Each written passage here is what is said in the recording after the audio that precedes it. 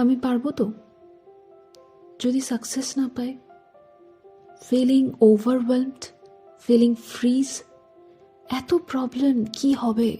O no, stop stop stop, listen, just take a deep breath in and out. And ফার্স্টে pen আর paper নিয়ে বসো, দেখো তুমি কি করতে চাও, কি ভালো লাগে, আর সেটা ভবিষ্যতে তোমাকে কোন কোন কেরিয়ার অপশান দিতে পারে যেখান থেকে তুমি আর্ন করতে পারো। Now use a technique called cognitive defusion. Cognitive defusion সিবিটির একটা টেকনিক যেটা তোমাকে হেল্প করবে তোমার সেলফ ডাউটকে ওভারকাম করতে। কীরকমভাবে? Let's see.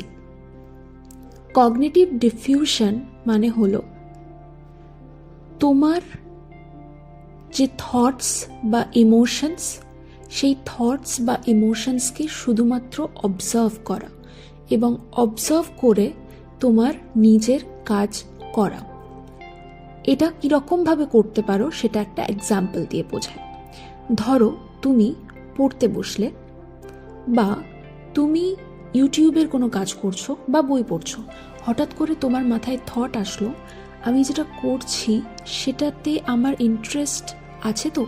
ভবিষ্যতে গিয়ে আমি যদি সাকসেসফুল না হতে পারি, বা আমার কিছুই ভালো লাগছে না করতে বা পড়তে, তাহলে আমি কি করব? এগুলো হচ্ছে বিভিন্ন ধরনের থটস অ্যান্ড তার সাথে মিশে থাকে বিভিন্ন ধরনের ইমোশনস। তো যখন এগুলো তোমার মাথায় আসছে, তখন জাস্ট একবার ওই থটটাকে দেখো, ইটস ওকে, আমার এখন এইগুলো মাথায় আসছে।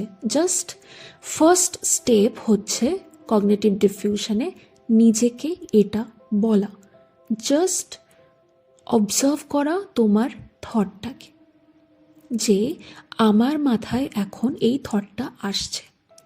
That's it, first step complete. Second step, ঠিক তোমার ফোকাসটা আস্তে আস্তে যে কাজ তুমি করছিলে সেই কাজে ফিরিয়ে আনা। এটা হলো সেকেন্ড স্টেপ। তো সেলফ ডাউটের থট যখনই মাথার মধ্যে আসছে, তখন জাস্ট সেই থটটাকে দেখো, নিজেকে বলো, হ্যাঁ আমার সেলফ ডাউট হচ্ছে, আমি ফিল করছি এর ইমোশনটা। দেন যে কাজটা করছো, মানে যে কাজে তুমি ভালো বা যে কাজটাই তুমি কেরিয়ার বানাতে চাও, জাস্ট ডিরেক্ট সেই কাজটা করাতে, অ্যাকশন নেওয়াতে তোমার ফোকাসটাকে নিয়ে এসো। Just take action. অ্যান্ড এইরকমভাবেই আস্তে আস্তে প্র্যাকটিসের মাধ্যমে তোমরা খুব সহজে সেলফ ডাউটকে কাটিয়ে উঠতে পারো।